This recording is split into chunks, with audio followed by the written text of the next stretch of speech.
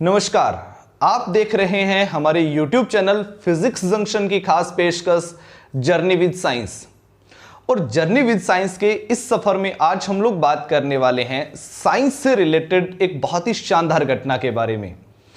बचपन में आप सभी ने अपने फ्रेंड्स के साथ में एक गेम तो खेला ही होगा। आप सर्दियों के दिनों में अपने फ्रेंड्स के साथ एक कंपटीशन जनरेट करते थे और उसमें क्या रखते थे कि कौन सा फ्रेंड जो है वो ज़्यादा दूरी तक भाप को फेंक सकता है। और इस कंपटीशन में जो भी फ्रेंड जीतता था, यानी कि जो भी फ्रेंड विनर रहता था, फिर उसके पास होती थी एक राजा वाली फीलिंग, यानी कि अपुन इधर का डॉन है और आज आप सारे मेरी बात मानने वाले हो। उसके पास ये वाली फीलिंग होती थी। खैर, ये तो रही मजाक की बातें। आज के इस वीडियो में हम लोग बात करेंगे इन सभी घटनाओं के पीछे की साइंटिफिक रीजंस के बारे में, यानी कि ये जो मुंह से भाप निकलने की जो घटना है वो सर्दियों के दिनों में ही क्यों होती है, ऐसा जो है वो गर्मियों के दिनों में हमारे साथ क्यों नहीं होता। इन सभी चीजों के जवाब मिलने से पहले हमें पता होना चाहिए हमारे शरीर का जो टेम्परेचर है वो कितना होता है। हमारे शरीर का टेम्परेचर रहता है 37 डिग्री सेल्सियस और हर एक मौसम में सेम रहता है, यानी कि सर्दियों में भी यही और गर्मियों में भी यही।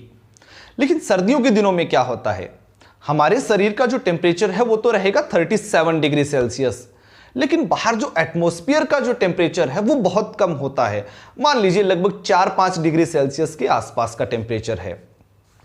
अब होता यूं है कि हम जब सांस लेते हैं तो ऑक्सीजन गैस हमने अंदर ली और फिर हम बाहर छोड़ते हैं कार्बन डाइऑक्साइड, और इसी के साथ में हमारे शरीर में जो H2O के मॉलिक्यूल्स हैं वो भी उस कार्बन डाइऑक्साइड के साथ में बाहर आते हैं। तो आप सीन को समझिएगा, हमारे शरीर का टेम्परेचर है 37 डिग्री सेल्सियस, यानी कि बहुत ज्यादा गर्म। और उसके अंदर क्या होगा, जब H2O के मॉलिक्यूल्स बाहर आएंगे उतने टेम्परेचर के अंदर वो कौन सी स्टेट में रहने वाले हैं, वो रहेंगे गैसीय अवस्था में, क्योंकि अंदर टेम्परेचर ज्यादा है। हमें पता है कि जब टेम्परेचर ज्यादा होता है तो उस कंडीशन में H2O के जो मॉलिक्यूल्स होते हैं उनकी काइनेटिक एनर्जी ज्यादा होती है और वो एक दूसरे से दूर दूर रहते हैं। और जब भी H2O के मॉलिक्यूल्स एक दूसरे से दूर दूर रहते हैं, उनकी काइनेटिक एनर्जी ज्यादा होती है, तो वो कौन सी स्टेट में रहते हैं, वो गैसीय स्टेट में रहते हैं। अब क्या होने वाले हैं, वो सारे के सारे H2O के जो मॉलिक्यूल्स हैं जो कि गैसीय फॉर्म में हैं, वो बाहर निकल रहे हैं कार्बन डाइऑक्साइड के साथ में। जैसे भी वो हमारे नाक या मुंह से बाहर निकलते हैं तो बाहर का टेम्परेचर है बहुत कम, यानी कि ठंड का मौसम है भाई, 4-5 डिग्री सेल्सियस के आसपास का टेम्परेचर है। तो जैसे ही H2O के मॉलिक्यूल्स ज्यादा टेम्परेचर से कम टेम्परेचर के अंदर आते हैं तो आपको पता है उस कंडीशन में H2O के जो मॉलिक्यूल्स हैं उनकी काइनेटिक एनर्जी लूज हो जाती है।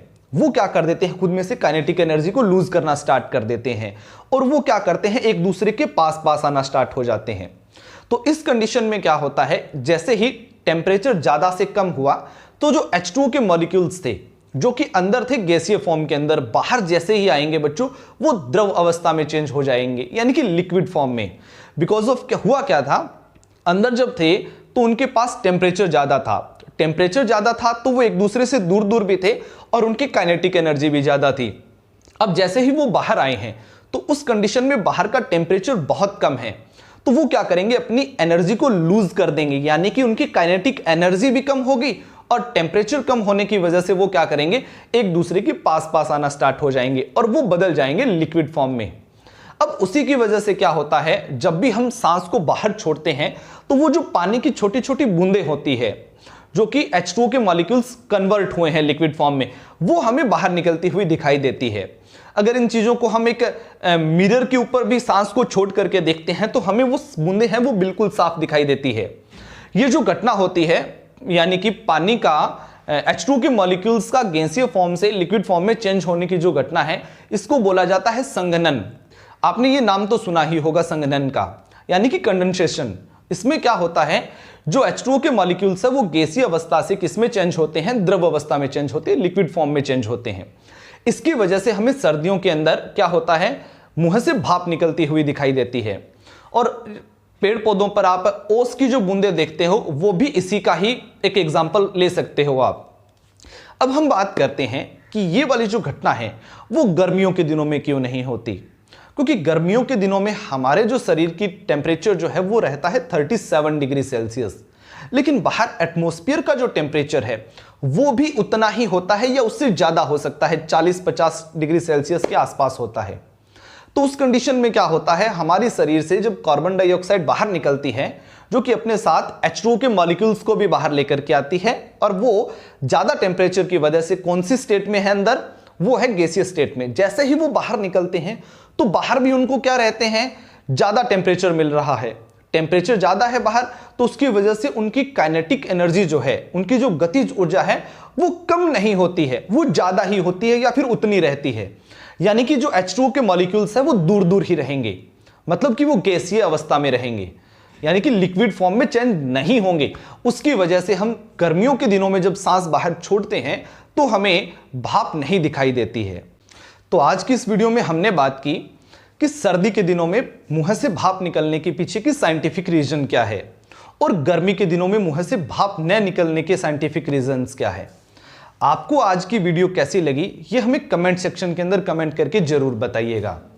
अगर आप हमारे चैनल पर नए हैं तो चैनल को सब्सक्राइब कर लीजिए। आपको वीडियो अच्छी लगी तो फ्रेंड्स तक शेयर कीजिए।